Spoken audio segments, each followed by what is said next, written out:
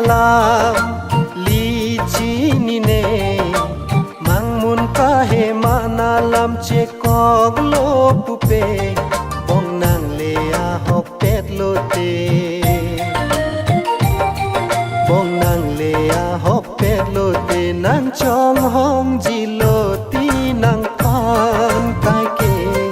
bong nang le a hop pet lo te nang chong hom ji lo ti nang pan kai ke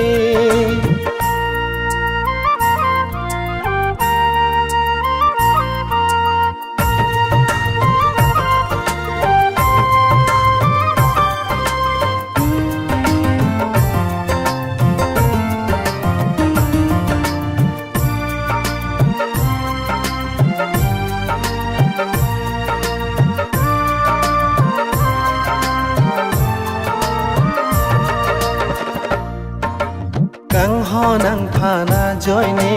pran mui le nang jita me sing ka rong pen chi pi de ji ne nang le nang ji pulo te sining pen ta chik lo long so vai dan ji ne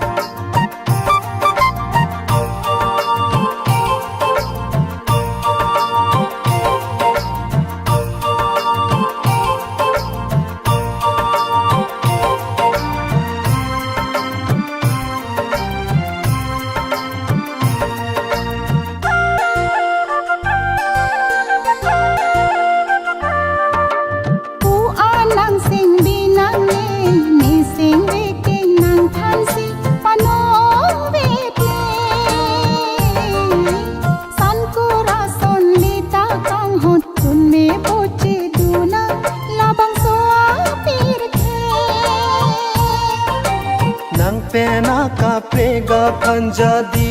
damune nang joy ne si somdun bombang so apir the bong nang le a hop pet lo te bong nang le a hop pet lo te nang chong hong ji lo ti nang phan kai ke bong nang le a hop pet lo te nang chong hong ji lo ti nang